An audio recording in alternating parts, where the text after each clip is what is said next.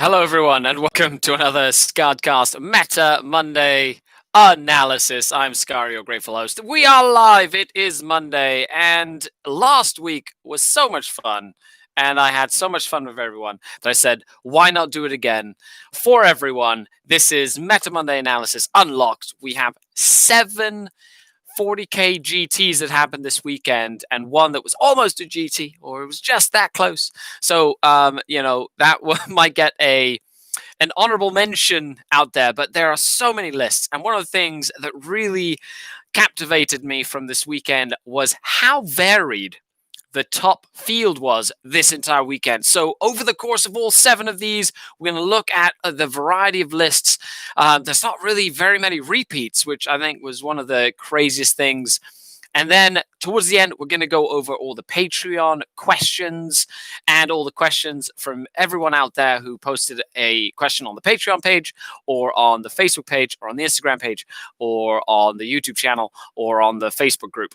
Anyway, so lots of questions to go over, which is exciting. So sit back, relax, get a cup of tea, get yourself a notebook.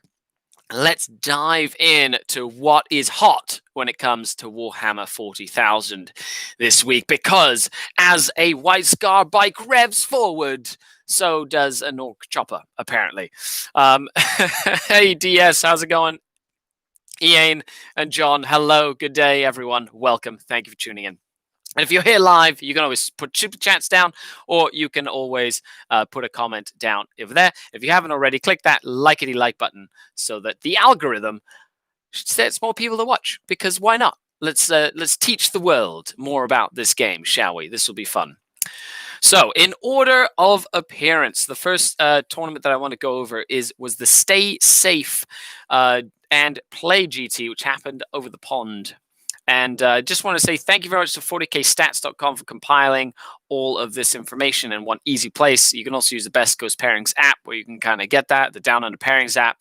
There's a lot of different information out there if you subscribe to like these tournament recording things, which I do. But thank you very much, Peter the Falcon, for compiling this information in one place that's very easy to get to so that we can discuss it as we go. So the Stay Safe and Play GT. Top 4.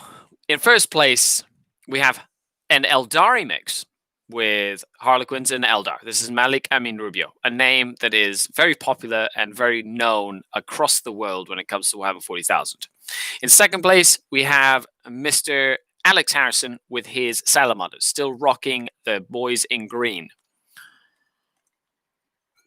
In third place, Conrad Barkowitz with another Salamander successor. So, yeah, okay. This one had a couple of repeats here. And last but not least, Mr. Manny Chima. Love you, Manny. And he's running Astra Militarum combined with Sisters of Battle. So, that's 3 Imperiums toppled by 1 Eldari list. But let's kind of dive in to the lists themselves. And you'll sort of notice over the 7 GTs that we're going to kind of cover that each list has a lot of very similar elements, right? And as I said when the edition started, they revolve mainly around something that can go and put pressure on your opponent, something that can control the table, and supporting elements that can either shoot or, kind of like lay down fire support, that sort of thing. I think those 3 elements make for a very impressive way of building a 40k list right now. So let's dive in. No spikes in that list, sadly, but you'd be surprised at what would be next. So in fourth place, Menachima. So he is running a battalion detachment of Catechins. So, of course, they get to reroll dice on their guns, on their weapons, like multi-weapon profile guns. He's running a tank ace for a command point, and of course, he's running the warlord trait as another tank ace. Basically, he's running a tank commander with Kurov's Aquila, which now this time I'm going to get right. That's the one to get CP back, basically. He's got 2 tank commanders with a heavy bolter, plasma cannons, executioner, plasma cannon. So lots of plasma cannons, lots of guns just on those tank commanders. 4 units of 10 guardsmen in the troop slots. They're simple. They go into objectives. They can move. They're Catechins, of course, so they're good strength, that sort of thing. So very standard stuff. And he has Sergeant Harker. He's in there as a reroll 1s to hit aura. He basically gives it to the Manticores, can potentially give it to tank commanders too if they don't order themselves to do that, which is kind of cool. 3 Manticores, 2 of them with full payload, which means that they're doing maximum 3 damage per wound inflicted. That's what I call business. The full payload Manticores are incredible in an Astra Militarum list. And then a Vanguard detachment of Sororitas, which are Bloody Rose, so very close combat oriented, with an additional relic. So you have the Canoness with the Heroine in the making, Litany of Faith, and the Beacon of Faith. So lots of faith points basically off the Canoness. 3 units of 7 Repentia, which, if you haven't played against Sisters of Battle before, ask where the Sisters Repentia are and like either kill them or stay very far away from them, because they will murder almost everything that you have if you're not careful. They're incredibly good. 3 units of 5 Zephyrims, which are also close combat oriented, with 2 Rhinos, of course, to carry some of the Repentia around. So what you have here is like the Repentia that can really put pressure on anything, the board control from the Guardsmen, the Zephyrim squads for lots of like deep striking and getting all over the place, and then of course the tank commanders to sit back and provide some support together with the Manticores. As you can see, a very similar list. I'm not going to break down all the lists in that way. You can see how in the list as we go, you'll see those elements, and I challenge you to listen and kind of find those elements within the lists, especially if you're trying to learn how to play 40k competitive right now. Hey, Rumor, how's it going? Nice to see you. Thanks for tuning in. Really appreciate it. I love Mondays. It's one of my favorite days to do Meta Monday analysis, or MMA, because we all punch each other like this, like mixed martial arts. I'm also wearing some cool Skari swag because why not? So in third place, we have Salamander Salamander Successors with Stealthy and Master Artisans, which seems to be pretty standard loadout for Marines. He's running a Captain on a bike with a Thunderhammer. He is pretty beefy. A Librarian, a Lieutenant with a Teeth of Terror. Nice. Did a little close combat Lieutenant. 3 Scout Squads, 5 strong. 2 Relic Contemptor Dreadnoughts. He's a Forge World Dreadnought with a Cyclone Rocket Launcher, Chain Fist, Plasma Blast Gun, and Twin Last Cannon. So it's a combination. Actually has like the Chain Fist for some close combat support, and then the Cyclone Wrist Launcher on the top, and then a Twin Last Cannon. So it's like multi-purpose Dreadnought instead of like a focused, hyper-focused range Dreadnought. 2 units of 4 Servitors. Now, these are there to be able to take the Contemptors, because you need like 1 elite choice that's not a relic unit to take a relic unit. So they're essentially 56 points that you spend to take 2 super dreadnoughts, basically. An Inceptor squad of 5 with plasmas, basically the drop plasma pistol guys, like the big plasma gun pistol things. 2 Devastator squads with the Grav Cannons, so just very hard-hitting Devastator unit. A Relic Whirlwind Scorpius to sit back and just pound you from far away. 2 Drop Pods, 1 for each Devastator squad, and 2 Landspeeder Storms with heavy bolters, essentially giving you some maneuverability, scoring potential for like engage on all fronts, move blocking, that sort of thing. So it's a very dynamic Salamanders list. I personally am a huge fan of the Whirlwind having some sort of like out of line of sight shooting. Whirlwind, Thunderfire Cannon. Like I played a game with my Black Templars today, and I was like, I wish I would have just had like a regular Whirlwind, just to be able to sit in the back and shoot from far away without having to draw line of sight. It's incredible how powerful that can be. So happy with Space Wolves at the moment. Yes, Space Wolves are fantastic. We'll also talk about the new chapter tactics that were revealed today on GW, sort of like teased. We'll talk about the new Necron sort of rules as well. So make sure you stay in your seats, because we will go through all that and more in this Meta Monday. It's a comprehensive look, normally reserved for Patreons, of course, as a thank you. Without them, I wouldn't be able to do any of this content. But I've decided to do a couple just open-ended for everyone out there who's it's the worldwide pandemic, we're all stuck at home, so it's nice to have some additional sort of content to sift through while we're painting or playing or commuting, as long as you're not watching your phone while you're driving. Brisbane, hello. Josh and Muffins, yes, you did catch a live show, and if you didn't, click that like button because I love you, and catch the next one, or join Patreon where we do all this all the time. Yes, shameless self-plug. Check. I'm an expert at those now. Okay, let's dive into the second place, which was Harrison's. No, that's not it. Harrison's Salamanders list.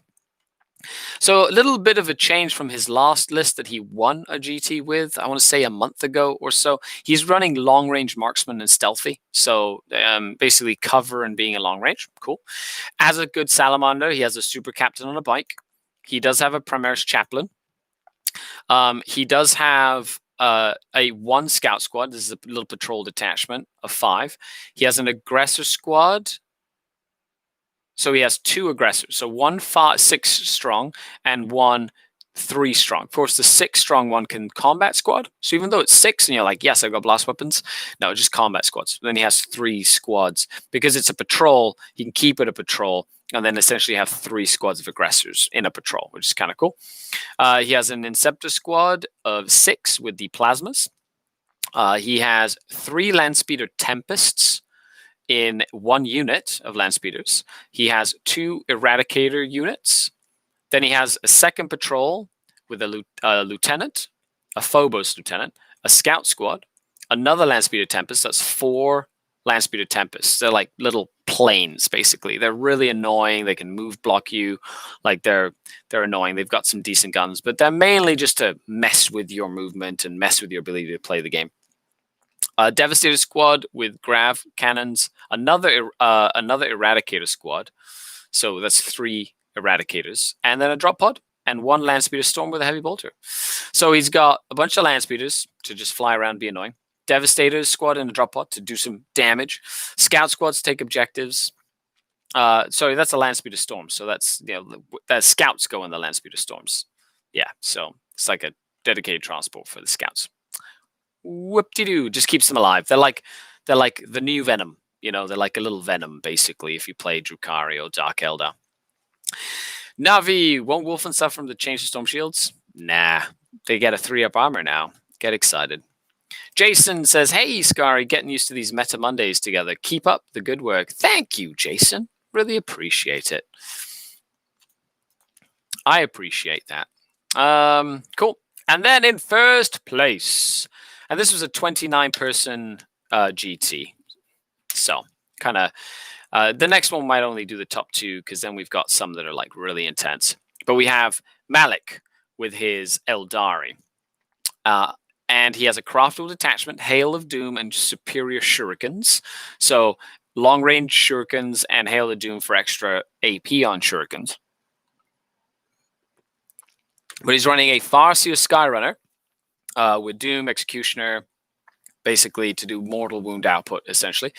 And then a bike. Then he has Ivrain, the cat lady. She is frequently called in competitive circles, Cat Lady. And she has Gaze of Inyad and Unbind Souls. Interesting. And Smite. And then 20 Guardian Defenders with 2 heavy weapon platforms. You don't see Guardian Defenders very often. However, with Hail of Doom, superior shurikens, and the ability to like deep strike down, then put like a protect, not a protect, but to put like a 4-up invulnerable save on them for 1 CP. It's a very sturdy block of troops you have to try and get rid of. And the new morale rules really help large squads. And you're going to see like people are bringing larger squads. Even though there's a good number of blast weapons out there, it's like people are not afraid to just bring giant blocks of units. And you see this later with some of the lists that we'll see down the road in this breakdown. You have a battalion detachment of Harlequins, which is Frozen Stars. They charge in, they do a lot more attacks. They have some great stratagems that are designed to kill infantry, basically. But you have a Shadow Seer, a Troop Master with the Twilight Fang, because he's amazing. And he does have the pivotal role as well. He is a warlord, so it's technically a Harlequin warlord. And then we have 1, 2, 3 units of 10 Harlequins on foot, like big Harlequins with 4 caresses and 4 kisses in each one, and then 1 blade. So it's 9 in each. Yeah. So 3 squads of 9. Then 1 squad of 6 with 1 caress, 2 caresses, and 3 kisses. And then a unit of 5 with no upgrades. A Death Jester with the Ignore Overwatch and -2 to your movement, Humbering Cruelty. And 2 units of 5 Skyweavers, Zephyrglaves, and Haywire Cannons.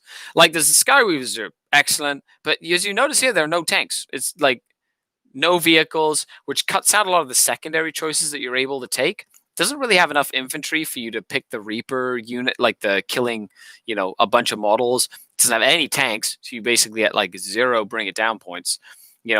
All of the units in here are relatively hard to kill, so it's really hard to get the kill more as well. So not only does this list tackle the primary objectives well by putting a lot of obsec bodies on the board that are fast and maneuverable, it also really prevents your opponent from being able to pick many secondary choices against you. And that, I think, is a very interesting way of playing a list that is normally designed like Eldari, with lots of vehicles and lots of small units everywhere, that then bleeds a lot of the secondary points. So, great job for sort of thinking outside the box, Melik, and making something like that happen as well. Hello, says Poppy Apple Tree. Also, yes, the likes, 60 live viewers and 14 likes. What is this madness? Clickety clack that like button, everybody, as Philip DeFranco would say. It's been a while since I managed to catch a Skari stream. Yeah, well, we tried. Basement Bat Reps, what's going on? Thanks for the email. Really appreciated your email as well. Okay, so that was a stay safe. We still have 6 more GTs to cover, or majors to cover, basically. So let's dive into the next one. The WTC Heat Part 2, or the WTC GT Heat Part 2. And this happened, I believe, in Sweden, I want to say, or Poland. One of those, somewhere around there in Europe. And in 4th place, we had White Scars. This is a combination of Kasara Khan, Librarian, Primaris Chaplain, Incursion squads in the troop section with some scouts, 2 units of Blade Guard veterans, 5 Reavers. You don't really see Reavers very often, but having that built-in deep strike can be quite useful. A couple of servitors. Now, you'll see servitors a lot. The reason they're in there is to just do actions, kind of like why I put a Slith in my Dark Eldar army. It's because it's a unit that's worth like almost no points that you can just kind of use for an action, and it doesn't take away from a different unit to be able to do actions. Like, for example, Necrons, though, get this really cool sort of like one of their like new chapter tactic, like order things that allows their units to shoot while doing actions, which is going to change the way that they play the game. It's going to be crazy. It has an Inceptor squad, 2 Outrider squads with the bikes, fantastically good. The Devastator Grav drop pod unit, but they're in a Rhino in this case, but the Devastator squad with Gravs, 2 Eradicator squads. You're seeing so many Devastators with Gravs, so many Eradicators, and like every Marine list. If there's anything that I'd say is like a staple right now, it's those Blade Guard veterans, Devastators, and Eradicators, like everywhere. An Impulsor, a Landspeeder Storm for the Scouts, and a Rhino for the Devastators. Pretty standard stuff. That's in 4th place. In 3rd place, we had Victor with his Blood Angels. Congratulations for getting there. So we have a Captain on a jump pack, and the Angel's Wing, Librarian and Phobos Armor, the Sanguinor. A lot of times people take Astrath instead of the Sanguinor, but it's nice to see somebody sort of switching it up here. 2 units of 5 Intercessors for some forward pressure. 2 units of Scouts, 5 Scouts. 3 Invictor Tactical Warsuits with autocannons. Those are still very, very good to put forward pressure on your opponent. Sanguinary Ancient with the Standard Sacrifice for a Feel No Pain bubble. 10 Sanguinary Guard. 4 Servitors, once again, to do actions and things. A very simple way of doing actions. And then a 2nd Patrol Detachment with Astrath. There you go. There he is right there. Lemartes, another very killy character. 5 more Scouts, and then 2 more units of 4 Servitors. Why? Because they do actions and they just take objectives, and they're 28 points for a unit that's going to take objectives for you. And do you want to kill 4 servitors? No, because they're annoying and you don't have to waste one of your units shooting to kill 4 little servitors. But if you, it's like, they're like gun drones. They're like Tau gun drones, literally, because they're annoying as all hell. Sweden says Zlugug. Zlugug. Yeah, Sweden. There you go, Sweden. That's where it was. Perfect. Hey, Skari, says Caleb. Always look forward to Monday night for the stream. Awesome. I'm glad you enjoy it. I'm glad everybody likes it. What was the name of the event? Says Demeep. It was the WTC GT Part 2. Not to be confused with Part 1 that had the other half of the part, I guess.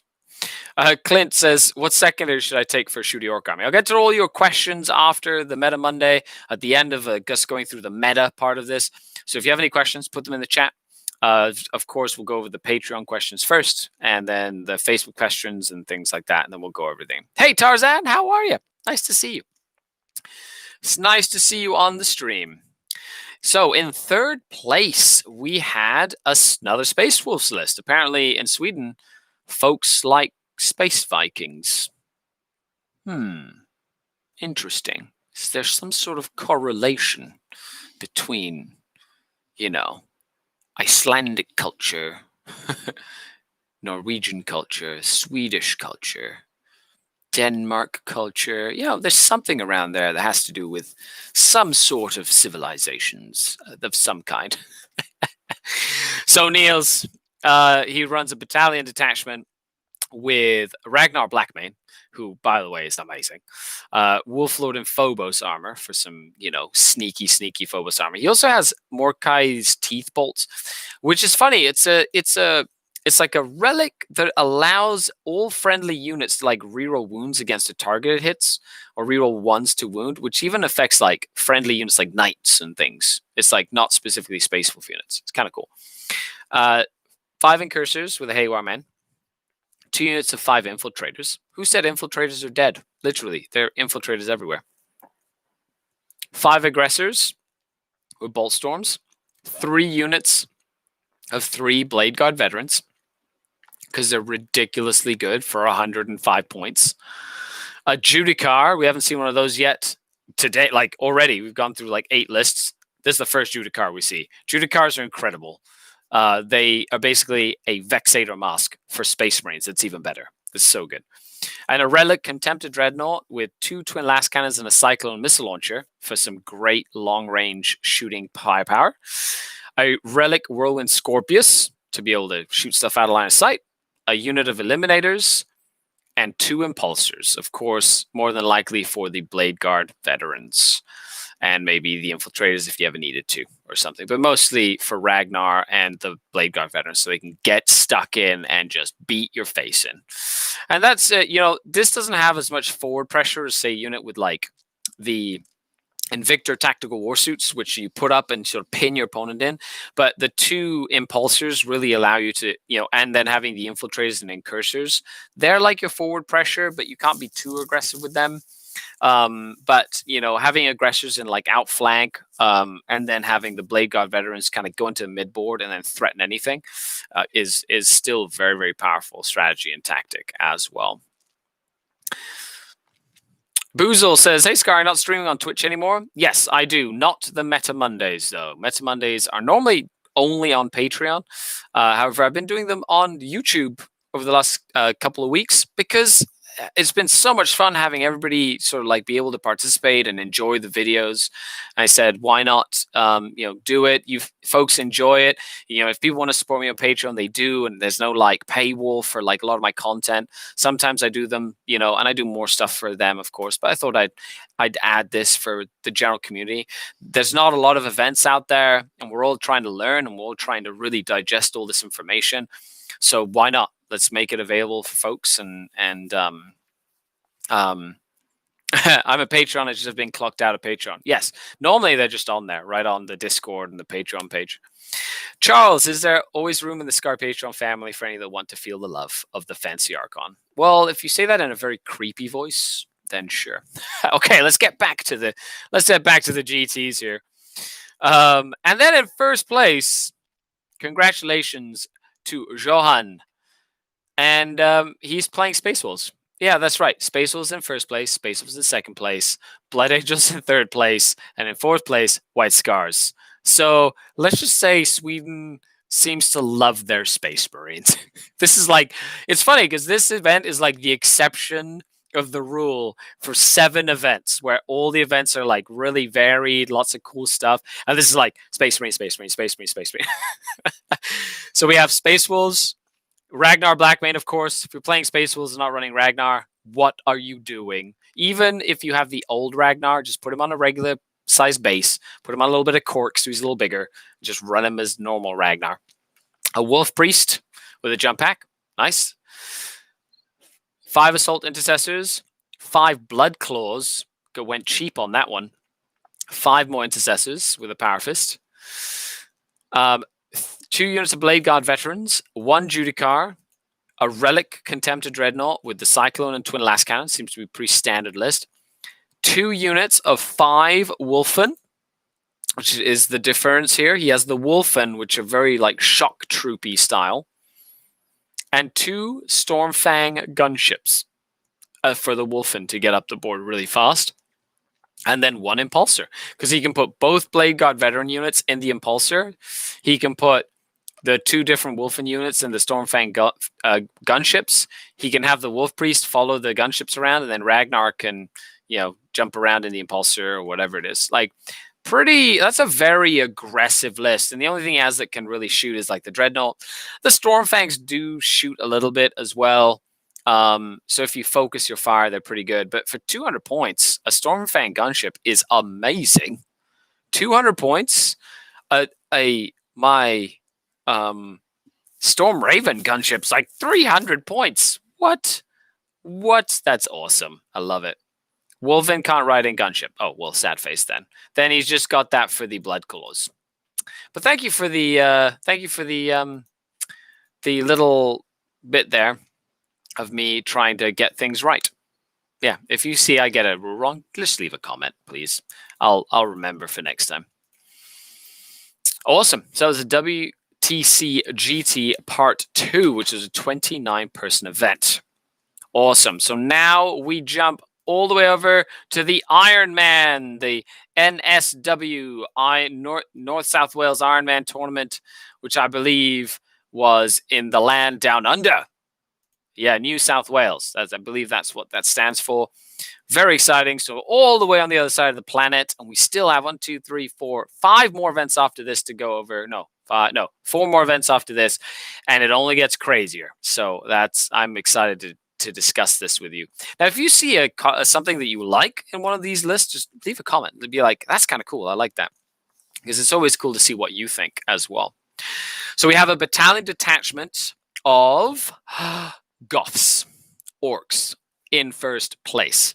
In second place, we have a Evil Sons detachment of Orcs. In third place, we have a Drukhari and Eldari combination. Awesome. Nice to see the Dark Eldar in the third place of a 30-man tournament, or 30-person tournament, which is amazing. And in fourth place, we have Nathan with his Salamanders. So Salamanders all the way down in fourth place. Yeah, get down there. Get down there. Orcs be best, basically, is what that was. So pretty standard stuff for it was a White Scar Salamander combination.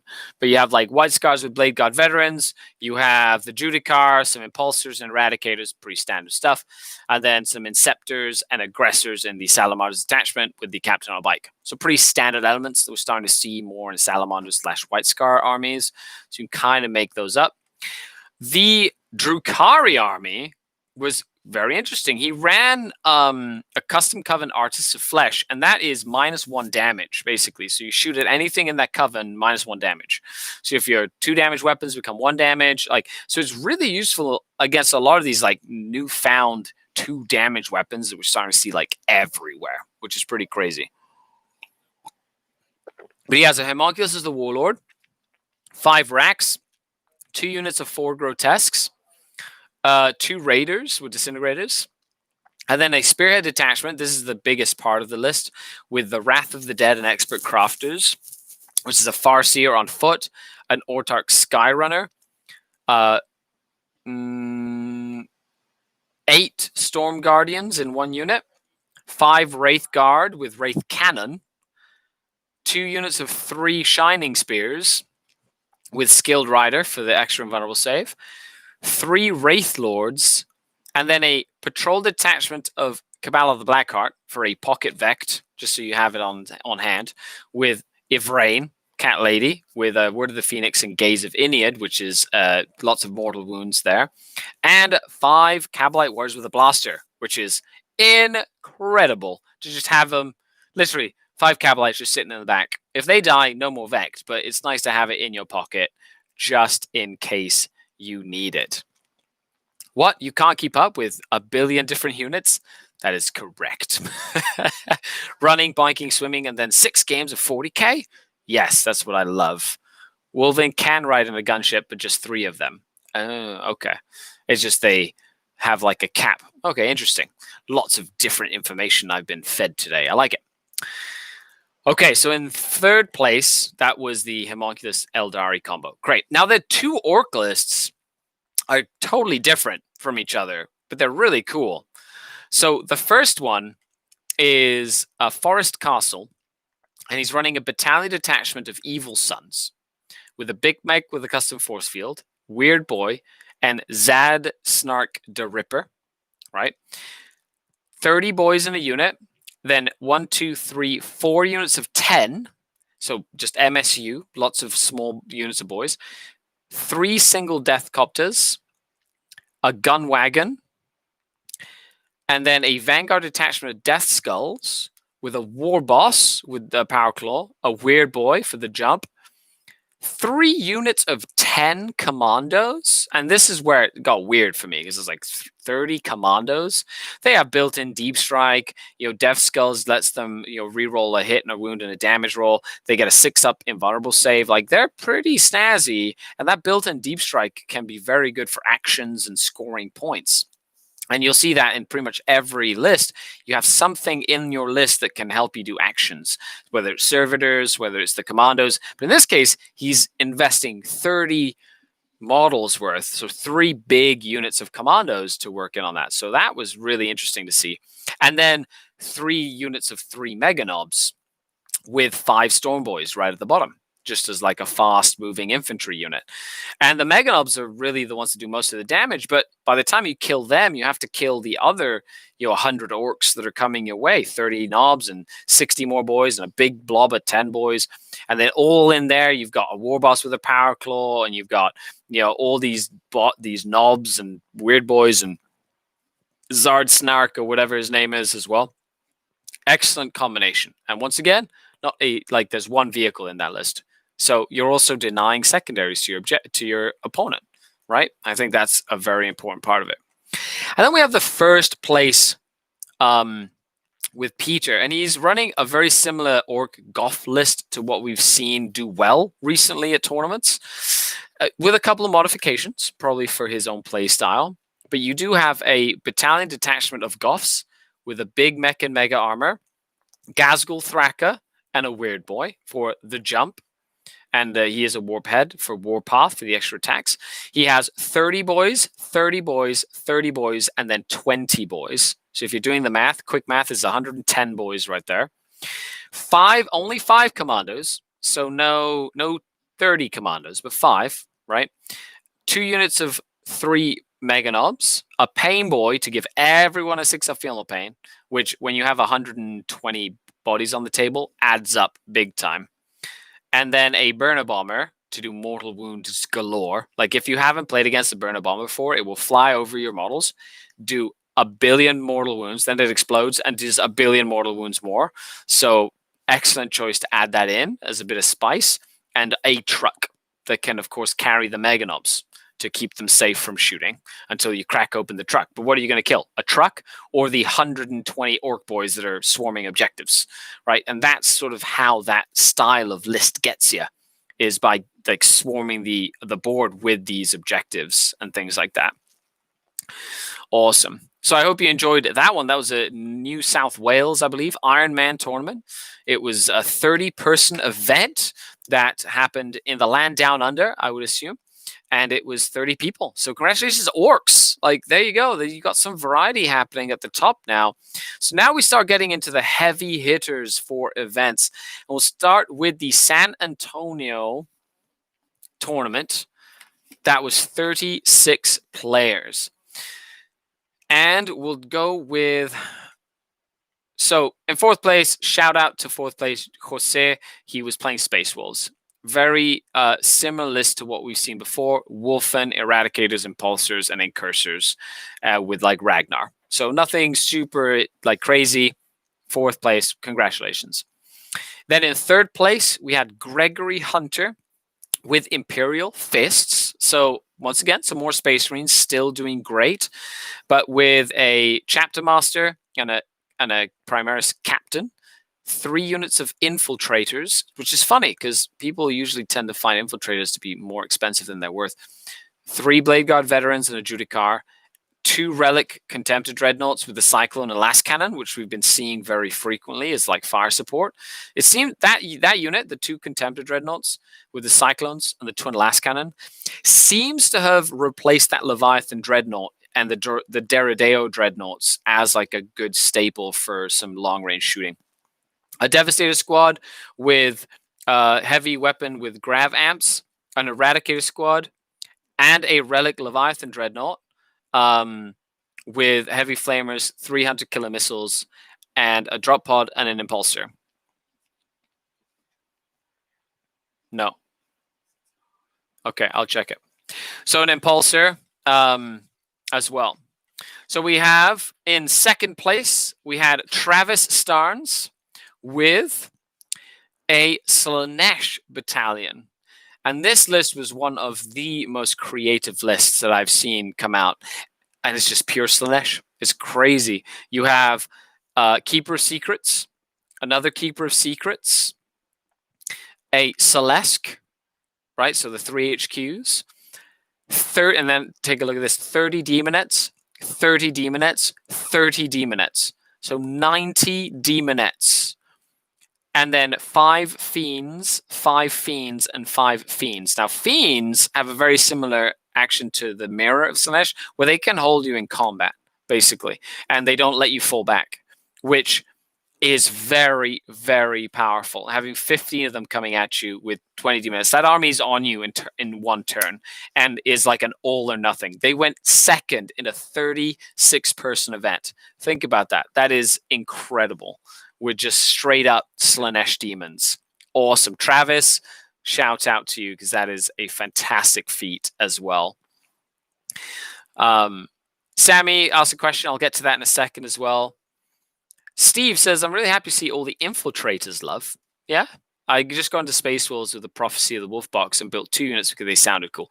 Infiltrators are quite cool. And I think as the edition progresses, being able to block out like 12 inches worth of deep strike on a smaller table is just really powerful. It also helps against things like Genius of the Occult and other like armies that have crazy deep strike shenanigans, or now that more people can sort of outflank and stuff, it really helps zone out your table as well.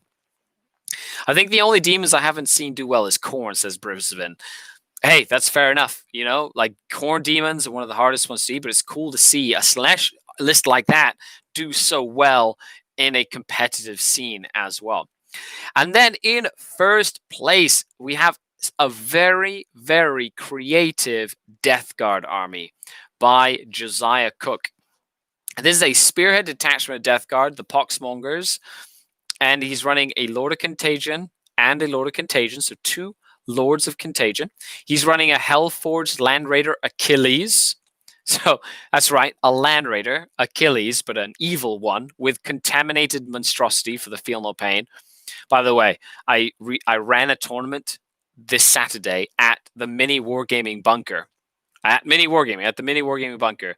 And there was this Death Guard player with double Land Raiders with Contaminated Monstrosity, and he went all the way, almost podiumed with it. He got beat down in the last round by Blood Angel, who won the event. But it was so cool to see just how tough those Land Raiders are to kill with a 5-up Feel No Pain. Plus, Death Guard also have that auto explode strat. So if that Land Raider gets stuck in and in the middle of your army and the auto explodes it, like there's little you can do to not take all the mortal wounds in the world. Then to support that Land Raider, we have 3 Plague Burst Crawlers with entropy cannons. And then we have a patrol detachment of Death Guard of Poxmongers with a Chaos Lord that is an Arch Contaminator, Typhus, 10 Chaos Cultists, and then 6 Mephitic Blight Haulers. So if you're doing the math here, you'll notice it's 1, 2, 4 very tough killy characters, one of which is a sorcerer, a Land Raider, 3 very tough Plague Burst Crawlers together with a Land Raider that's very tough to kill as well. And then 6 Mephitic Blight Haulers, which are also incredibly tough to kill. So he's running a list that is essentially like super durable, bunch of characters that are really hard to get rid of, and then a Land Raider and some like vehicles that just sit on objectives and say, hey, come take me off if you can, which I think is a very creative way of playing Death Guard. A lot of times you see Plague Marines and Mortal Wound Bomb and Nurglings everywhere, but this has gone a completely different side. Say, I'm just going to have really tough killy characters supported by really tough, vehicles that you're just not going to be able to get rid of, essentially. And I think that is a really creative list.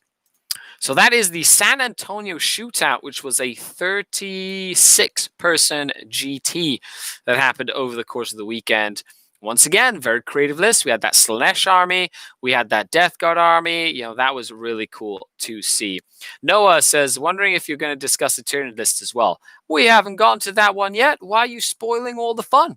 But yes, there is some pretty intense stuff coming up as we move into the final 3 events that we are going to cover before we get to all the Patreon questions and whatnot as well. I hope you've been enjoying this chat so far. I love doing these Meta Mondays. If you haven't already, check all the links down below. There's about 70 people watching. Clickety-clack that like button. We can even that out as well. Get that algorithm going. Let's do it. So then we go to the Fields of Blood. Fields of Blood. I find that every time I talk about this event every year, it's just like such an intense name for a tournament. The Fields of Blood, Ian says, Colbeck says, been awesome. I'm glad you enjoy it. I love chatting to everybody who comes to hang out.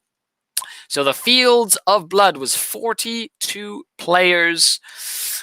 So a quick shout out to the 4th place, which was an Iron Hands player. So first Iron Hands we've seen, remember 6 months ago when they were the only army we saw? That's right. They've come a long way.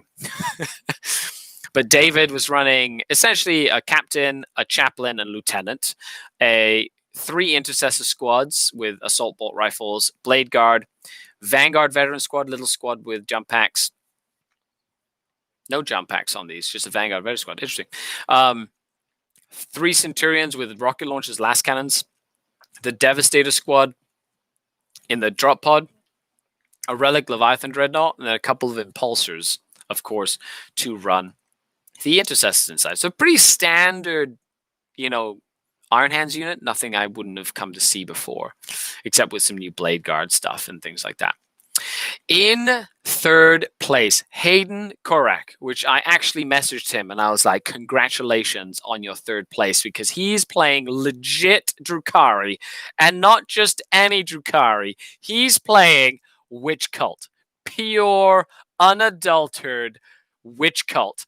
And the boss himself has Hellions in his list and one of each type of beast pack. Hats off to you, sir. That is in. Look at the smile on my face. Ah, that dark kid. Indeed. It's funny because I messaged him a list of secondaries. Because I believe we had a coaching call at some point, and I sent him a bunch of secondaries and whatnot. So it's nice to see him doing well, which is awesome. So, Cult of the Red Grief for Advance and Charge Battalion.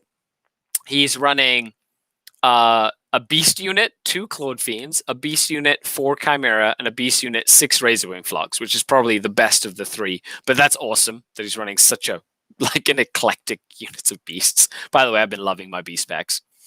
A succubus with the Archite Glaive and the Helm of Spite, amazing relic. A succubus with a Archite Glaive with a blast pistol and the 3+ invulnerable save and the Blood Glaive. So cool, just going around murdering stuff with her super thing. 2 units of 8 witches, 2 units of 5 witches, a beast pack master, 5 mandrakes, even mandrakes, 19 Hellions, 12 Reaver jet bikes with 2 heat lances, 2 blasters, and an agonizer. He even had points to put in an agonizer. Awesome.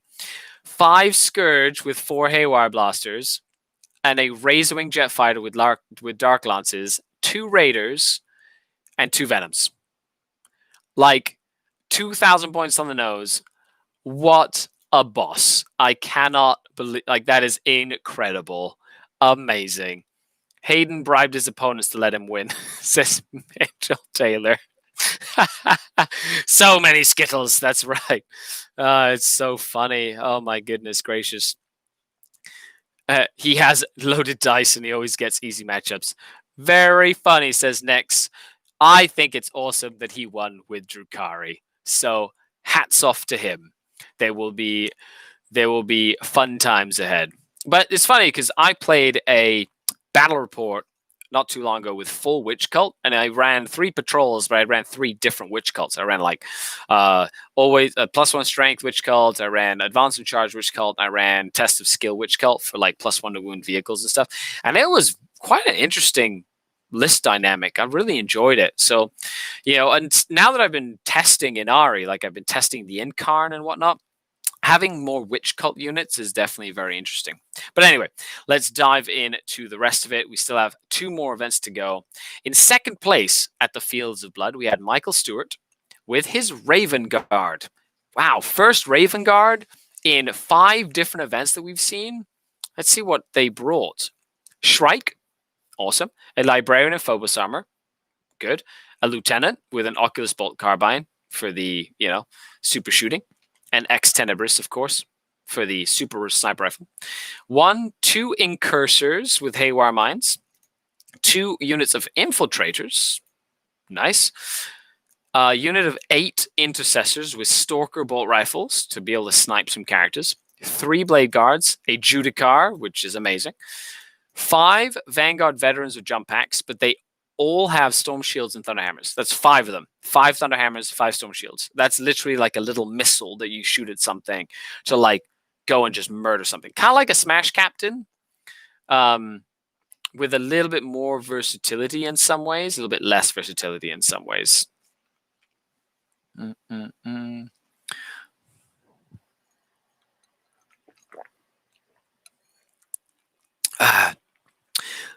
Let's just hope he doesn't look at any of the lists.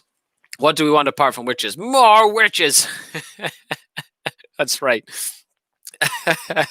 I'm doing the top 4, and I'm using 40kstats.com as the top 4s, basically. So 40kstats.com, Peter the Falcon compiles these. It's very easy to take a look at. I'll put the link in the description after the video.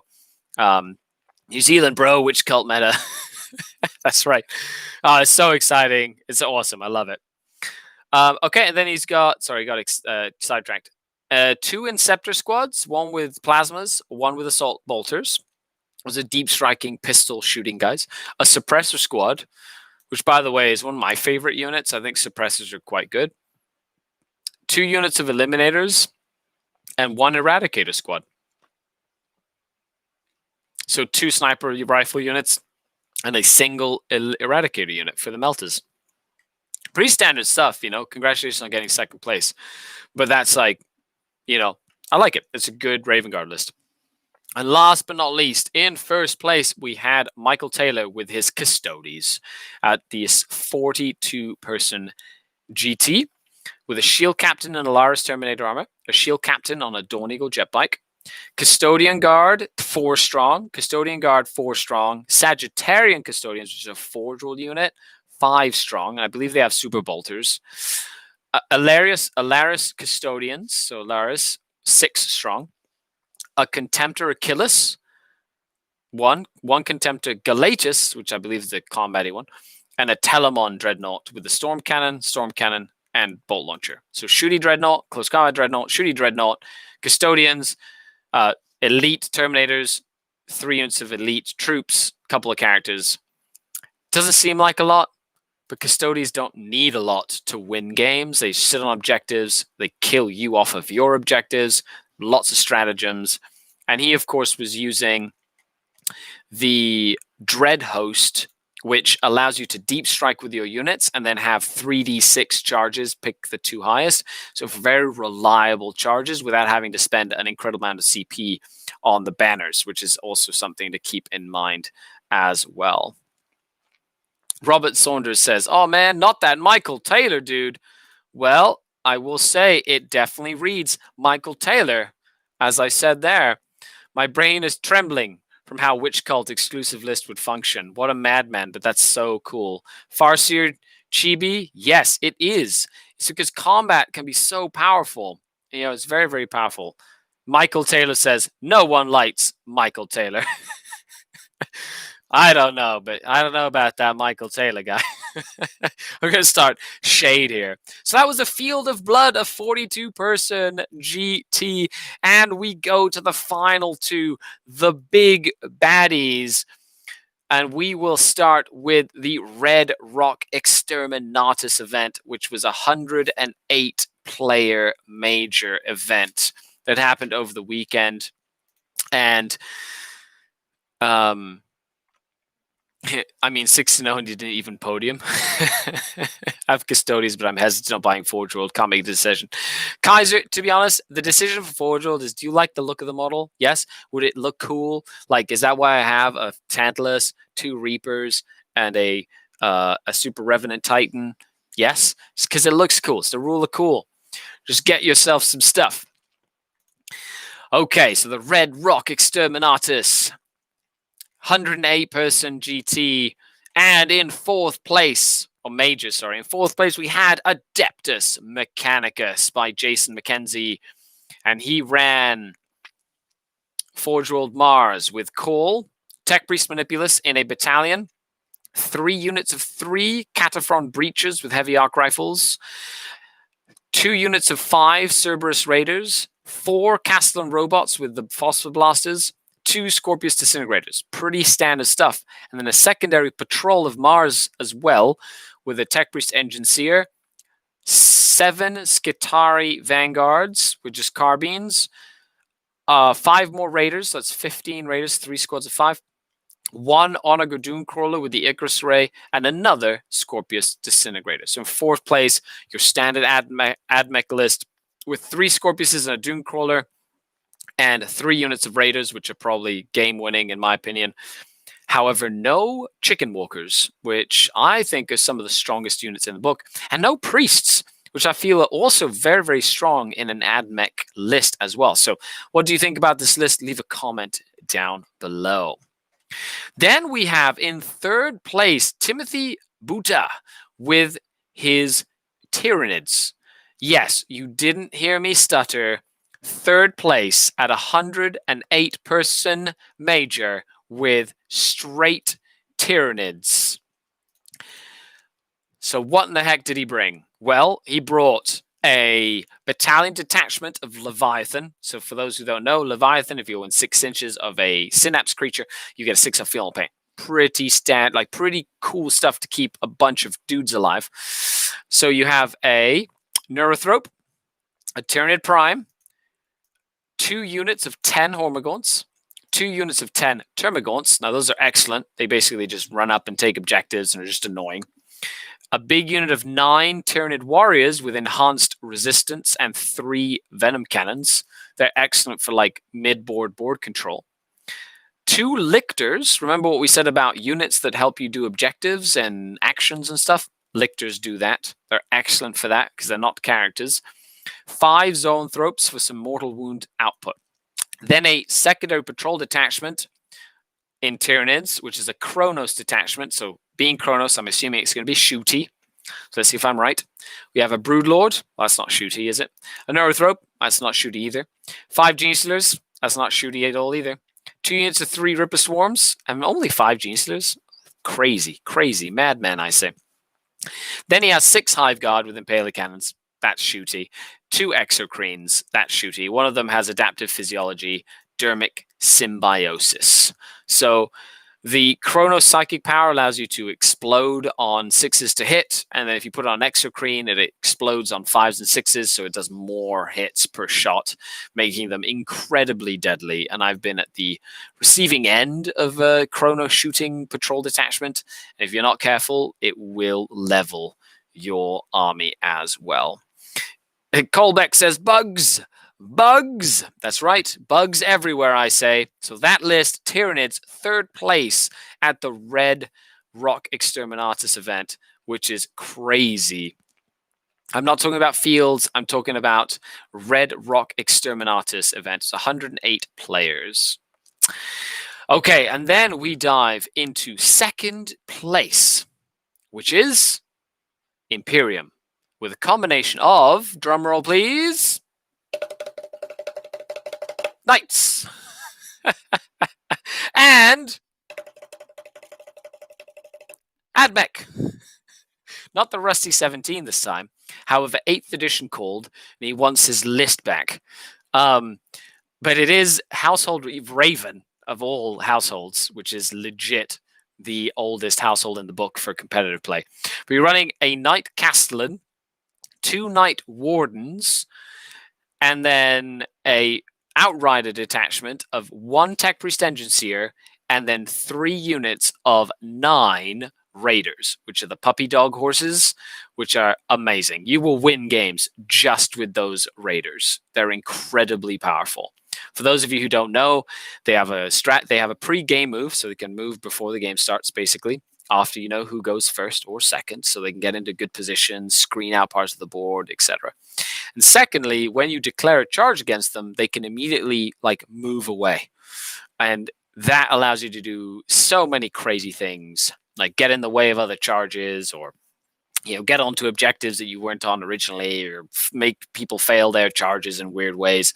It's pretty intense. So keep an eye out for Cerberus Raiders, one of the best uses of Vect in the entire world. But yes, Knights in the 2nd place at a 108 person event. And then last but not least, in 1st place, we have Jordan Gledhill with his Sisters of Battle, Adeptus Sororitas, and it is an entire army of Bloody Rose. We have a Vanguard detachment and a Patrol detachment, which is interesting. I don't know if he could have just fit it all into a single battalion, but sure. He's running a Canoness, 5 Battle Sisters, an Imagifier, a Preacher, 2 units of 5 Seraphim with Inferno Pistols, 2 units of 3 Mortifiers, which are like the Penitent Engines with the heavy bolters and the flails, which is pretty cool. I actually really, really like Penitent Engines. I played a game recently, and 4 Penitent Engines murdered 20 Primaris Intercessors with a double fight without breaking a sweat, with wounds left over. It was the craziest thing I've seen, and Mortifiers are basically that. They're crazy. Then a second unit, a Vanguard detachment, with a Canoness, Celestine, 9 Celestians, which are like the elites that have reroll misses with a Canoness nearby, I guess. A Preacher again. 9 Repentia, 8 Repentia, 8 Repentia. So, of course, Repentia. For those who don't know Repentia, they have one of the craziest threat ranges in all of the game, because they can get out of a Rhino, 3 inches, move their distance, use a strategy, use a Faith dice that is a 6 to auto advance 6. Use a stratagem to advance and charge, and then use 2 more Faith dice to make a charge distance of whatever they want, if they have the Faith dice to do it. So if you want an 11-inch charge, you pick a 5 and a 6 and get an 11-inch charge with those Repentia. So you do the math on how far they can get from a Rhino to go charge you with 0 luck, basically. They are really, really dangerous. 3 more Mortifiers, and then 3 Rhinos. 1 for each squad of Repentia, I would more than likely assume. Sisters at number 1. That's right. Sisters players all about that life move to White Scars. Yeah, sisters who just like close combat went to White Scars. So that was the Red Rock Exterminatus event. That was a 108-person major. And with that, we move on to the Iron Halo major that just happened this weekend, which was a 108-person major as well. So let's dive into the top list, because even at this point, they are still surprises, which I think is awesome. So in 4th place, we had Sean with his Death Guard and Chaos Demons. It's a Chaos list. I was able to shoutcast his round 3 match against Blood Angels on the Iron Halo TV Twitch channel. So if you want to watch that game, me, Pablo, and one of the Adams from the Down Under podcast or something, we were all on the Dead channel there, and we were literally shoutcasting. It was really fun. So if you want to listen to us just discuss that game, make sure you do. But he came in 4th place, and he has a Lord of Contagion, a Plague Caster, 10 Plague Marines or 11 Plague Marines, basically, in one big unit with 2 flails, 2 blight launchers. So this is like the big grenade bomb, which people have come to know. A Putrefier, 2 Foul Blightspawn, which, by the way, Foul Blightspawn are one of the most broken units in the game. I played a game today. That 1 Foul Blightspawn my opponent had killed everything. With the extra range and the extra damage and extra strength and basically extra shots, so guaranteed shots, it's crazy how powerful it can be, with Veterans of the Long War included and all this stuff. It's nuts. A Noxious Blightbringer and a Tallyman.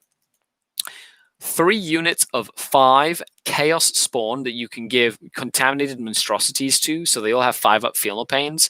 Spawn are also really, really strong, and they're base 2 damage. They murder like Primaris Marines like nobody's business. For 5 of these guys, that's 20 wounds with a Feel No Pain is 115 points. 115 points. Oh my goodness. A Plague Risk Crawler with 2 entropy cannons. A Termite Assault Drill, which is a great transport for the Plague Marines with the grenades. And then a Patrol Detachment of Demons with a Lord of Change, who is the Warlord, with the 3-up Invulnerable Save, -1 to hit from the Exalted Lord bonus, and the Impossible Robe as well for 3-up Invulnerable Save, -1 damage, and then -1 to hit with shooting. Crazy hard to take that guy down. And then 2 units of 3 Nurglings for some pre-deployment shenanigans to get up there onto objectives early and force your opponent back if they have any as well. Come on, Witch Cult to number 1 with 60 Hellions, baby. You want me to run 60 Hellions? I only own 10. 5 of them are over here. 5 of them I just painted up, and they're in the carry case for the tournament. You want me to do more Hellions? Clickety-clack that like button, share this video, and we'll see about getting me 60 Hellions or whatever. Or, 60 Hellions. I'll run a list with 60 Hellions. Can you please message Hayden and tell him Spawn are good? Sure, I'll let him know.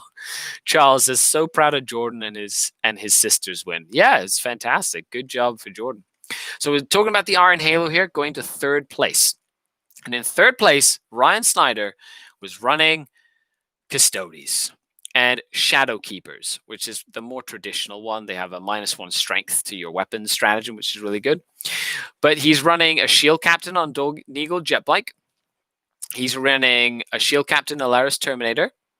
He's running 3 Custodian Guards. He's running 2 units of jet bikes, 4 strong with salvo launchers and a 3 strong with salvo launchers. He's running 2 Caladius Grav tanks, and then he's running an Ares gunship, basically a bunch of guns and fire bombs, because it bomb people. Does like a lot of anti-tank weapon, like a lot of anti-tank firepower. Now, I like this list. It's it's a lot more maneuverable and mobile than a lot of armies. I just feel like, because he has so much anti-tank weaponry with the Caladius and the Ares gunship, one of those Praetors, probably the 4-strong, I feel would have done really well with Hurricane Bolters, just to go down and hose infantry down, because they are still very, very strong with that. But hey, 3rd place at the Iron Halo with Custodes. Congratulations. That is a fantastic, fantastic showing. And then, out of left field, Ben Sherwin running Black Templars. Yes, you heard that right. Black Templars in 2nd place at 108 person GT major event. Black Templars. So that's 2 really cool factions that I love doing amazing. So it's great. I love it. That's right. Zeal, faith, and honor. Black Templars going the distance here, podiuming at this major event. So what kind of crazy shenanigans did Ben run? He ran High Marshal Helbricht with the hero of the chapter. Cool. Primaris Chaplain with Divine Protection, so 5-up Feel No Pain. Fervent Acclamation. Ancient Breviary. Fortress of Resolve. Linear Hate. And the Master of Sanctity. So he's like a Master of Sanctity. Awesome. Primaris Lieutenant with the Crusader Helm for a extra range on his bubble. But he also gets the ability to pick a unit within 6 inches and make it the Assault Doctrine for that unit, even if it's not the Assault Doctrine, which is awesome. So you can make that like Assault Terminator unit all of a sudden be like right in Assault Doctrine, and you'll get to the Assault Terminators because I think they're amazing in a second. I'm giving away all the information here. I was so excited. 5 Assault Intercessors, 5 Incursors, 5 Intercessors, so a combination of Primaris troops. 5 Aggressors with Boltstorm Gauntlets. 2 units of 3 Blade Guard Veterans because they're incredibly good. Why wouldn't you take them? 3 Xenobite Servitors. A Primaris Apothecary because you love bringing models back. 10 Thunderhammer Storm Shield Terminators. That's right, you heard me say 10 Thunderhammer Storm Shield Terminators. What are we, in 2016 right now? The Devastator Squad, 5 strong Grav Cannon, Grav Amps in a drop pod, and then 2 Eradicator Squads. That's it. So he's got lots of cool elements of Marines that we're seeing. Blade Guard, Eradicators, the Dreadnought, Devastator drop pod. And then the rest of it is crazy. He has 10 Assault Terminators, the Xenobites, which are great. Some Aggressors, which is awesome. And then a bunch of just random troops, Incursors and Assault Intercessors. And then High Marshal Helbricht makes everybody +1 strength. A Chaplain that basically keeps the Terminators alive, and a Lieutenant to like reroll wounds. And you have like and an Apothecary to bring them back to life if you need to. And that is incredible. Iron Halo GT, 108 players. We have a Black Templar coming in the 2nd place. Amazing. Jason is an outstanding host. Yeah, Jason's fantastic. I had great fun shoutcasting it as well. Walter Banks, I hope you had fun there as well. And last but not least, in place numero 1 for the Iron Halo GT, we have Mr. John Lennon and his White Scars, fellow Art of War coach with Nick, myself, Siegler, Mark Perry. We're all Art of War coaches, so congratulations to John being able to go out, represent, and do it with White Scars, which is a fantastic. It's a great army. They're probably one of the strongest Space Marine armies right now, but they're a very finesse Space Marine army. They require a lot of sort of like thinking, and his list was good. It's got the same sort of elements we're seeing in most Marine lists. So let's kind of dive this in. We have a captain with a jump pack and storm shield and the Teeth of Terra. We have a chaplain, just a basic chaplain with a jump pack as well. We have Kasaro Khan as well. We have an intercessor squad, just standard with autobort rifles. 2 scout squads, so nothing crazy there. 2 units of 3 Blade Guard veterans. It's pretty standard. A Judicar, as I've said before. The Judicar is incredible. It's a great tool to have in your list. 1 Inceptor squad of 6 with the plasma pistols, basically. They're blast plasma. So any unit that is 6 or more is getting blasted by 6 times 6, so 36 plasma shots out of that Inceptor squad. That is a lot of plasma if you have a unit that's 6 or more. Like that Inceptor squad is fan-freaking-tastic. 2 Outrider squads, which are the bikers. 2 units of 5 Devastators. So he has not 1, but 2 Devastators with the Grav weapons, the Grav amps and Grav cannons. 1 Impulsor, of course, to put either the Blade Guard in or the Intercessors or whatnot. 2 Landspeeder Storms. These are, of course, for the Scouts. And last but not least, the Rhino that houses both Devastator squads. So elements that we've seen here at the of all 7 of the events that we covered today. If you missed the live show, make sure you go back and listen to all the cool lists. It's nice to see that not only in one event, but all across the world, the variety of different lists. We had Orcs, we had Dark Eldar, we had Eldar up there. We had Space Marines of all flavors. We had Orcs, we had Tyranids, we had Knights even, Adeptus Mechanicus. So it seems that the meta itself is quite healthy. And as it stands right now, I was talking to Peter the Falcon, like the game itself is really close to actually pull some raw data that really sort of shows where the game is at, with over 2,000 unique games being played that are logged into the 40kstats.com website. So make sure you head on over to 40kstats.com and check out all the stats. You can actually pull up like your faction versus your opponent's faction and what the averages are and things right over there, which is really, really cool.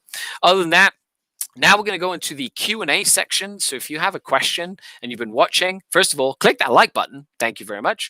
Secondly, put a question in the chat box over here. Put a super chat in there if you want, or check the Patreon page down below and clack that link to head on over and see all the cool pictures and stuff that we do all the time. But this is a show that I do every Monday, every Friday night, every Monday. And we kind of go from there. I'm going to start with some of the questions that were posted over on the Patreon page, which is one of my most exciting parts. So thank you very much for everybody who hangs out and rocks out with us. Let's see.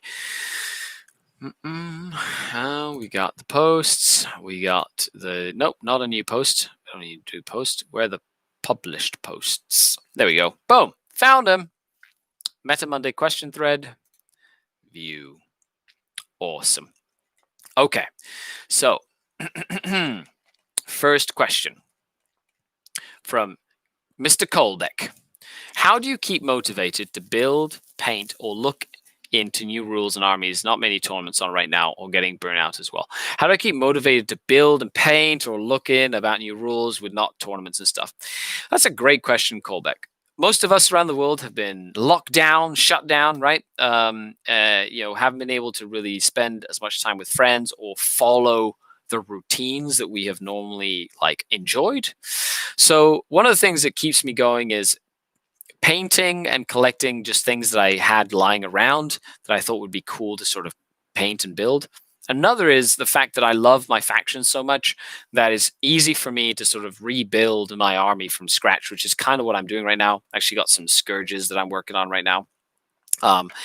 And playing Crusade games. So the games that I can play, I try and play as many sort of narrative-y fun games as I can. And I try and make it as social of an experience as possible with my opponent. So it becomes less about just the competitive grind and more about the social interaction. As for painting, I do a live Twitch paint stream every day, Monday through Friday. And that just keeps me motivated. Hang out with everybody who joins on the chat. We sit and chat about painting and collecting and life stuff and listen to music. And it's always a great way to start my day. Just keeps me motivated to keep on doing what I do as well. But thank you for your question. Then we have Ben Methril, who says, I've been playing around. Hello, my lord. Hello. I've been playing around with Pure Witch Cult. As we saw, it can work. And I've come up with this. Are there any obvious weaknesses? Well, first of all, you're playing Witch Cult, so it's very tough to play Witch Cult. But you're running a Slashing Impact Tester Skill Patrol, with Drazar, 5 Witches, 5 Incubi, 5 Incubi, 9 Reaver Jet Bikes, 2 Razor Wings with Disintegrator Cannons, 2 Raiders, 2 Venoms. Another patrol detachment, Slashing Impact Tester Skill with a Succubus, 5 Witches, 5 Hellions, another Razor Wing, and a Venom. And then last patrol with the same Succubus, 5 Witches. So that's a cool MSU list. I'm a big fan of Reaver jet bikes with like advance and charge. I think that if you mix it around to have like one detachment of advance and charge, like Reaver jet bikes and Hellions, right? So they can get up in your face and then run everything else as test of skill. I think that can really, really work. The thing there is with Witch Cult, movement is key. So you have to really learn how to move and use terrain to your advantage to strike hard when you need to strike in localized pockets. And but there's nothing like glaring weakness. The only thing I'd probably change is putting in those Reavers as advanced and charge Reavers, Red Grief, so they can really get stuck in as quickly as possible. Thank you so much for your question. I really appreciate it as well. Colbeck asks, what do you think of the new Necrons preview? So Necrons, yeah, we'll talk about the Space Marines, talk about the Necrons. I'm very excited to see Necrons get sort of like a breath of fresh air. And the way they're changing reanimation protocols is going to ultimately change the way that we have to deal with Necrons. Like you always wanted to sort of shoot at Necrons until they were dead just to stop them from reanimating. But now, especially if they bring, say, a big unit of 20 Necron warriors, you're going to have to probably put in a third, if not an extra half more of shooting into a unit before it goes down. And we don't know if once it goes down, there's ways to bring like a model back or stuff. We don't know that sort of stuff yet. So jury's out. However, single wound models like warriors are going to reanimate incredibly quickly and incredibly efficiently, whereas multi-wound models won't reanimate as well, being that they have to sort of like get as many wounds in. I also like the idea of them sort of picking their sort of chapter tactics or their doctrines. Sorry, they're like doctrines, Devastator Doctrine. They have something similar, but they have a list of 6 of them. They secretly note in which order they're going to use them throughout the game based on their opponent. I like that a lot, actually. And then each time one comes up, they have 2 versions and they can kind of pick one or the other when it happens. I think that sort of versatility based on the turn and your matchups, I'm very curious to see how that works. But a good, savvy opponent will definitely use that to their advantage. So I'm very curious to that. So I liked the Necron preview. Made me think a lot as well. Martin says, Artist of the Flesh Grotesques in Raiders. In Raiders, thoughts? So there was a list that did relatively well with a couple of units in Raiders. I think there might be, it's funny because some people have been messaging me today about the Artist of Flesh Grotesques. -1 damage is powerful, especially on Raiders and whatnot. However, a lot of the times it's the volume of firepower that gets you, not the damage that gets you. It's like the Hurricane Bolters that just shoot a bunch of 1 damage shots at you, or the Bolt Storm Gauntlets. And it doesn't matter if you have -1 damage, that just doesn't, the -1 damage like doesn't affect you there. And then you really miss having the invulnerable save. So I'll have to do some testing. Like I've tested Dark Technomonster and I fall in love. Prophets of Flesh is like a standard. It's like a really good standard. But I probably should, do some testing with the Artists of Flesh and see what I think and see how I like it. I could be pleasantly surprised and then I'll eat my words. Aiden asks, says, are vibro cannons still good despite the wound modifier capping at +1? A list with few of them got to the top of the Iron Hail after 4 rounds, ended up 4 and 2. So vibro cannons, I think the thing that affects them more than the +1, the cap to +1 to wound, is the fact that there's a lot of line of sight blocking terrain, and vibro cannons need line of sight to shoot. Now, as for the +1 wound, it's not that bad. It just means that you can it's just not as obnoxious as it was before. So they still do a lot of damage and they're reliable and they're cheap. But the biggest thing of them is if your opponent knows how to use line of sight like to their advantage and can kind of block you off and stuff. The same with like cannons, like Orc Cannon. If you can use those line of sights to like just stop them from getting angles at you, it's very hard for them to shoot you at all, and then they've wasted all those points. I find that instead of vibro cannons, I feel like just a lot of war walkers and say like Hornets are still really, really good. The vibro cannons could be switched out for, say, instead of taking like 9 vibro cannons, take something like 6 D cannons, and or whatever the equivalence is there, and then have a stronger gun. Yes, less range, but the ability to hit anything behind line of sight and whatnot. I think that's a lot more powerful, at least right now in this edition, as we move forward into the edition as well. I'll get to all the questions on YouTube in a second, so stay tuned for that. I've got a couple more Patreon questions, and we'll go to the Facebook page. Of course, these are the questions I usually look at first. Gaz from New Zealand says, do you find with the objectives and scoring, it's critical to take the right objectives, otherwise it's an instant loss? Some objectives I feel give less points versus other than even if you hold them. What do you think about them? I'm assuming you're talking about secondary objectives. That was my impression playing games of Ninth. Drukhari speed, while amazing to move around, I found mitigated somewhat with a smaller board, but jumping onto objectives is sometimes something we can do. That is very true. Also, thanks for your review about the terrain book. You're welcome. I did do a review of the terrain book and the Crusade book. I feel it's another pay-to-win scenario, buying terrain to use their advantage. Yeah, they're selling terrain, right? They're selling terrain. They want you to have rules for it, and they want you to put it on the table. I personally probably won't be using it unless at a venue or an event that I go to uses that specifically. But just to recap, what about secondary objectives and scoring? I feel that when you're looking at secondary objectives, it's important to look at objectives you can get 8 to 12 points out of, instead of just automatically feeling like you're going to get 15 points. So like Scramblers is like an auto take for me because it's like free 10 points. But the key to secondary objectives is to pick secondary objectives that you're going to score while playing to the primary objective. So looking at the way the objectives are placed, looking at the way the deployment is, understanding which way your army is going to go or how you're going to tackle your opponent, and then understanding what secondaries marry well with your battle plan. Because the worst thing you can do is pick secondaries just because your opponent's army bleeds those, for example, and then play the game and find out that in order to score the secondaries that you picked, you can't play to the primary mission. And therefore, if you play to the secondaries, you'll miss out on your primary. And if you play the primary, you won't be able to play to the secondaries. That is a terrible situation to be in. And it's something I see people make mistakes all the time.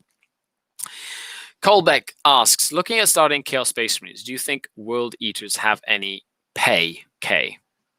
I'm assuming you meant play. Yes, I do feel World Eaters do. I think hold off until you see what the double wounds thing kind of mitigates. Of course, if you like the theme, yes, go ahead with it.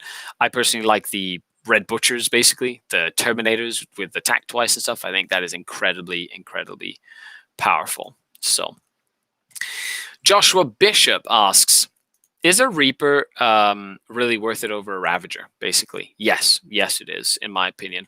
Now, of course, Forge World is going to be releasing a new Forge World index soon. Who knows what's going to happen, right?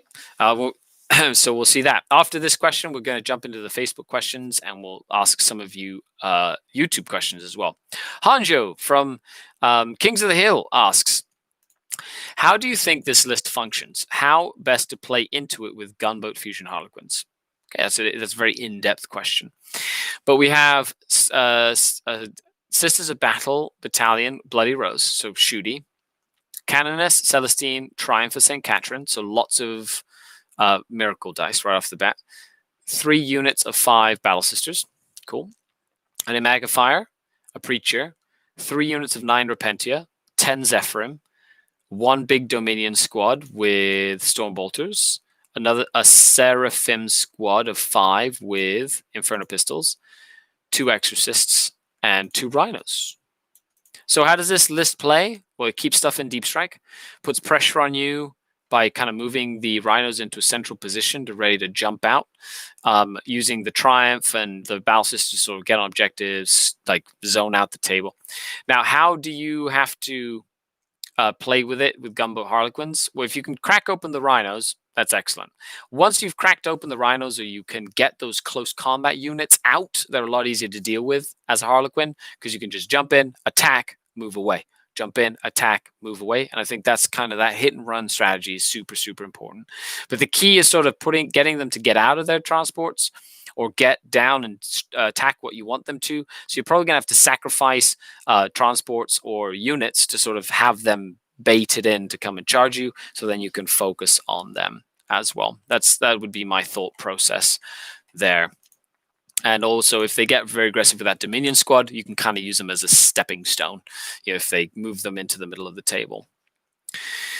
Awesome. So that was the questions from the Patreon directly. We also have questions on the SkaredCast Patreon page on Facebook, which is super exciting.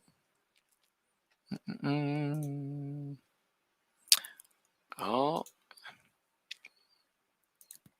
Let's go over some of these YouTube ones before they get dug in here. By the way, thanks a lot for tuning in. Appreciate it. It's nice of you to say hello.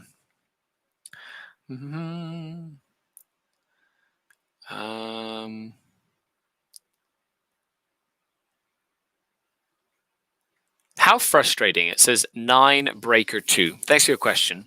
How frustrating is it to only get one heavy weapon per Scourge box? But seriously, which loadout are you leaning towards for them? I like Heat Lancers, but most people seem not to. Any reasons why? I personally like Haywire Blasters if you're going for anti-tank, because they're cheap. They have the longer range than the Heat Lances, and they're a little bit more reliable at putting damage on tanks. Heat Lances are great to kill Marines. They're strength 6, -5 AP, and the only thing about Heat Lances is when you deep strike, they have an 18-inch range, and you only get the double damage, or the 2d6 pick the highest, within 9 inches. So when you deep strike, you have to be out of 9 inches. So one of the coolest rules you get with the gun, you can't do it when you deep strike, which is frustrating, right? So a lot of the times, Haywire Blasters means you can deep strike 24 inches away to take down a tank. I also really like the Shredders, especially with this prevalence of like random horde lists showing up. So like 110 boys, orc boys, or 90 demonettes or whatever. Like we saw those lists and they are there. Being able to drop down and do 4d6 shots from the Shredders, like maxed out, and do 24 shots with a unit of dudes just to at least soften up a big unit of horde with reroll wounds against infantry. Like that's one of my favorites to use them, but they're rather expensive. It's like 115 points for 5 dudes that can deep strike. In a pinch, you can always use them to do actions and stuff. But yeah, only having one of the weapon you need in the box is a little annoying. However, I've collected Cabalite Warrior units and, a plenty. So I have all these extra bits so I can kind of mix and match whatever I want to put on them. And I highly recommend you magnetize them, basically, or use super glue so you can pop off the arms and then glue on different weapons as the addition changes. Like that, you can go on and off. Then again, that's a tournament player thing to do. Just sort of glue them on. They're like a workhorse army, right? They just they go to events, they get chipped, they get broken. You're just using them constantly, so they get used a lot as well. But thank you for your question, 9Breaker. Josh Seymour says, "Hi Skari." Hi Josh. "I love the bat reps and all the work you do for the Dark Kin. The Dark Kin works for me. Keep going strong and stay safe." Thank you. You as well. Jeg says, "Haywire for vehicles or shredders are nice for getting troops." Very true. Kind of what I said, but that is exactly right, Jego. Robert Saunders says, "Will you be going over the new Marine book in a couple weeks' time?" Whenever I have the book on me and I'm allowed to talk about it, I will. Right now, don't have the book on me, so yeah, but you will. If I have it, I will talk about it. So yeah. Hello, Damien Zambrana. What's going on? Jego says, "What do you think of Reborn Drukhari lists? You mean Inari stuff?" It's funny. This weekend, I went as a ringer to a tournament, and I ran a tournament at Mini Wargaming at their bunker, basically, and it was a cool event, very successful, had lots of fun. And I had a ringer army on me. There was an Inari army.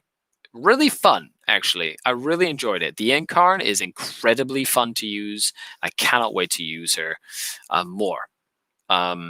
Needless to say, Inari Incubi, I feel are like the way to run Incubi if you want to run Incubi. But it's kind of cool that an Archon gives reroll ones to hit to all witch cult stuff and Kabbalite stuff in an Inari detachment, because they all become reborn, and the keywords all match at that point. So you can have like an Archon giving witch cults reroll ones to hit from shooting, and Reaver jet bikes, so they can hit better with their special weapons and stuff. So it's kind of cool, actually. Farseer Chibi says, how many armies are going to be able to take enough blast weapons to handle orders while maintaining the heavy firepower to deal with big meaty targets? I'm assuming you meant to say handle hordes while maintaining the heavy firepower need to deal with... Oh yeah, there you go. Hordes. Makes sense. Well, it's not just blast weapons. Like, blast weapons are one way of dealing with hordes. Another is having units that have a bazillion attacks in close combat, and it's just or volume of firepower, right? So not just like blast weapons, but like hurricane bolters, or I want to say like harlequins that have like 4 attacks each on the charge. That's a horde clearing unit, So, it doesn't have to be blast weapons. And there's a whole variety of things that you can kind of use for that as well. So going on to the Patreon Discord to get some questions on here. Monte asks, question. I know that these are weird times. Yes, these are crazy weird times. If anybody needs to just chat and shoot the shit, make sure you send me a message. Both now and in general, how do you figure out the meta in terms of faction strength and expected opponents? I try and make a list that can deal against Space Marines, that can kill a knight in a single turn or maybe 2 turns, and that has the ability to basically get onto objectives or swarm objectives. So I'm looking at like playing the missions more than like playing specific factions, although I have to have tools to deal with like some of the factions that are considered very strong. Not necessarily because they're always strong, but because people who consider them strong will take them to events, so they swarm the event. Take the Reddit post breaking down the Iron Halo results. Death Guard did horribly. They top 4. It's not bad. IG won a lot, but didn't place well. And Sisters Soup finished well, but was represented basically by 1 list. Fair enough. How much can you learn from these results? What does it tell you about the meta, especially if you don't live in the area? How do you distinguish good data from bad? Well, to be honest, if you go to 40K stats, over time, he's got enough individual games that you can see like generalized data. So in terms of data, you don't use like one single event. You have to use like a pool of data, right? And right now, the game's up to like 2,000 individual games for like all the different factions and stuff. So you can actually pull quite a bit of data from that and extrapolate it to kind of see those trends that you're sort of looking for. So when I'm looking at a single event, I'm not necessarily going, oh man, Space Marines are everywhere. I'm looking at the thought process behind the building of specific lists. So for example, seeing, all these Space Marine lists with Xenobite servitor units and like this dreadnought that shoots a lot, right? Like that is a trend that I literally noticed in like all these events, right? And I can say, oh, okay, that's because of actions and stuff like that. So then when I go and play them, I can go, okay, I need to kill the servitors, force you to do actions with something else, right? Kill the easy thing, get the servitors out of here, right? Or, knowing what Blade Guard do. Now they're everywhere. Or what Eradicators do. They're everywhere, so I'm going to learn what that unit does. And it just gives me that information to go into and go, okay, this is a popular unit. How do I make sure that I'm not surprised by it when I play? Matt says, these are great questions. Yes, they are. Kayla says, indeed. Yes, Kayla, indeed. North of the Wall asks, what are the major differences to be aware of between WTC, ITC, and other formats? That's a fantastic question. So ITC was normally different simply because the mission format was different. But now ITC, WTC, and all the big events are supposed to be really running the GT mission format. So in terms of format, the format is the same. A lot of the changes come mainly from the way they sort of place terrain on the table and maybe some of their individual FAQs for some of the gray areas. So especially with terrain, like the WTC, the biggest difference you'll see is the WTC has 8 different terrain table setups in 3 different ways, right? So there's 1 table setup for 3 missions times 8. And it means that you have a crazy variety of ways that you can play the missions based on what terrain you're playing on. And the pairing and matchups of a team event are kind of what dictates how that works. So WTC is, of course, a team event, right? And that has an impact on how you do matchups and all this stuff. So, but Frontline Gaming and ITC, and well, the ITC is just an international tournament circuit, right? But if you're talking about Frontline Gaming specifically, they have a specific type of terrain. If you go to Nova, they have usually a very specific type of terrain. You go to Adepticon, they have like a very specific style of terrain. So that's usually, at least right now, that'll be the biggest change between events as well. But thank you for your question, North of the Wall. My Mans asks or says, fourth place list was 1600 points to Death Guard. Yes, true. I'm curious about your take on how to recover from a disappointing start. Oh, this is a great question. Checking after day one, I saw Mark Perry, who carpooled to the event with John Lennon, had gone 1 and 2 after the first day and was sitting in the bottom half of the field. How do you mentally recover from a disappointing first day and come back strong and finish, as he looks to have done in day 2? So that is very simply championship mentality. When I coach someone and I'm doing the coaching system, mentality is one of the things that I have to teach. And it's hard. You can't really teach good mentality or good attitude. Like you can't teach attitude, but you can really sort of drill mentality into someone. And it really has to be aligned with like what your goals are. After all, we are playing a dice game, and like no plan that you have or no amount of statistics that you kind of like plan for can really come down to you rolling. Like today, I was rolling like 6 armor saves for my Terminators, 6 ones, 6 feel no pain. It's 12 feel no pains on a 5-up. 0 feel no pains. Well, there go all my Terminators. So sometimes it just happens, and if you've played the game enough, you sort of understand when that happens. So you just kind of shrug your shoulders and take it as a laugh. And it's about learning how to sort of switch your mental game. So Mark Perry, I can't speak for him because I'm not him. But if I was in his shoes and I went to a big event and I lost my first round, then I'm like the most relaxed person ever at that point. I'm literally just going to have fun. Like I can't physically go undefeated and say win the event. I can still try my best to do well, but I'm going to make sure I meet and greet people. I'm going to make sure that I make sure every single one of my opponents is having a good time. I can't really win the event, so I'm going to take it very relaxed. I'm going to learn. I'm going to try different things. I'm going to take it more as a testing ground where I can get like a lot of games in a short period of time, so then I can like continue to progress and improve. And then I'll hang around the top players and make sure that I'm taking like mental notes of ideas that they have and cool combos of stratagems that they're using. And so I'm using my time effectively without like letting a game or two get the best of me. Like my first major event I went to in a long time, I went like 2 and 4, and that served as a motivator for me to then go next year and win it, right? And it took me a year, and I practiced, and then I won the Capital City Bloodbath in 2018, and that was like my progression. I just wanted to do better. I wanted to do 4 and 2 after going 2 and 4 the year before, and then I went and I won it, and it was a 110-person major. So a lot of people act differently. You can get motivated by it. You can get depressed, and I've seen some people lose to games and they pack up and go home.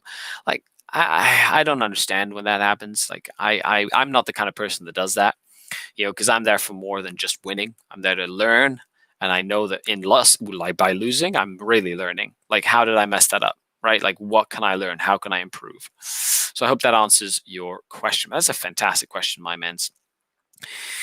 Speed Racer says, time to start talking about those Necron rules.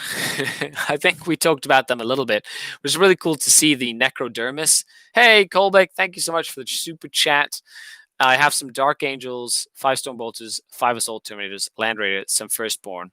What do you think I should look at adding? Hellblasters?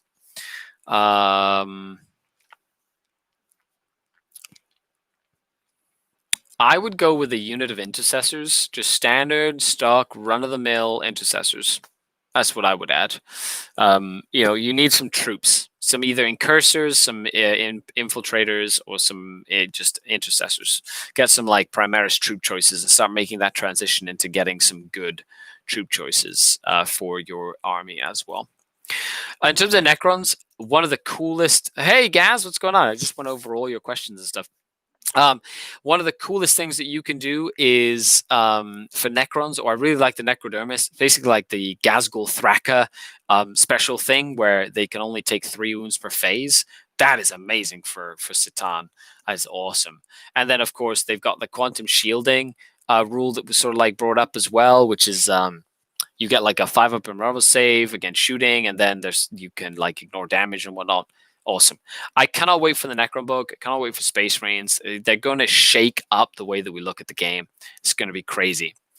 So in retrospect, we went over 7 different GTs and majors over the course of this video. That's a lot of lists that we went over. We went over all the Patreon questions, although I have actually a few questions from people that weren't on Patreon that wanted to ask me some questions. So I might as well pull those questions up. If not, that's a bit dickish of me to to not answer those questions, right? Is that how that works? I think that's how that works. Okay, where are we? Nope, nothing there. Nothing there. Oh, no, nothing there either. Well, okay, no questions there. Might have been on Twitter or something. Tantalus heard his 400 points in the new Imperial Armor book. That will put you off using it. Who knows? We'll see. Are they changing anything with it? Sammy says, me! Sammy. Hey, Sammy. What's going on? Did you ask a question on Twitter? I'm not sure. Or on Instagram? Was it on Instagram? It could have been on Instagram, actually. Sorry, we'll get to this in a second, which is great. Just let me double check this here. Okay, there we go. Phase Adept says, is the change to reanimated protocols going to make large blobs of Necron warriors viable? Yes. Does the change to Grim Resolve boost Archangel's strength? Yes. Getting +1 to hit when you don't move in both shooting and in close combat? Incredible. Incredible. Just, you don't have to tell me. That is just amazing. Yeah, so I think that's going to be great. Sammy, if you have a question, put it in, unless that was you. But we will call it a day, I believe. I want to say thank you very much to everybody for tuning in. You are all amazing. Thank you very much.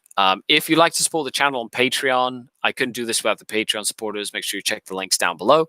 If you want to get some cool Skari merch, you can also check the link down below as well for objective markers, mugs. It's winter coming up, so a nice cozy hoodie like the one I'm wearing today. Please click that like button if you haven't already, as well as sharing this video on your favorite social media platform to get some more people to watch the show if you feel like this would be useful for someone. I was here. It was here. Oh, sorry, Sami. Question was, if I can make all my CC troops strength 6 +1 to wound. CC troops +1 to wound. From what? Where are you? Where are you? How important is strength 6 and 7, some 10 and 2 characters, strength 9 in the meta? Okay, so how important is it to have high strength in the meta right now? I think strength 5 is still probably the most useful strength to have, just in general, because it does pretty much everything you need to do relatively well. Strength 6 is, you know, like a good, and strength 7 is like the sweet spot, right? So multiple strength 7, because then you can attack like tanks and heavy infantry and whatnot. But in close combat, I think regardless of what your strength is, having some sort of reroll is more important than like your specific strength or like a bonus to wound. So like even if you're strength 4, your +1 to wound with strength 4, like what Incubi is probably better in some scenarios than like strength 6 or strength 7, even especially against things like knights or toughness 8 models, right? So I don't think it's about the strength. It's more about like number of attacks and volume, as well as can you change the math by plussing or by re-rolling, right? And those I would have more value in those than just going straight out for like I have the strongest weapon. So I hope that answers your question. So with that, I'm going to call it a night. Thank you so much for tuning in. I've been Skari, your grateful host, signing off. Says I just built a new list with, yeah, there you go. Yeah, thanks a lot, everybody. Everybody, you are awesome. Thank you so much. Make sure you check me out on Twitter, Instagram, Facebook, all that good stuff. That's it. I'm Skari, your grateful host, signing off until next time. Skari out, and don't forget, the Dark Kid. Bye, everybody.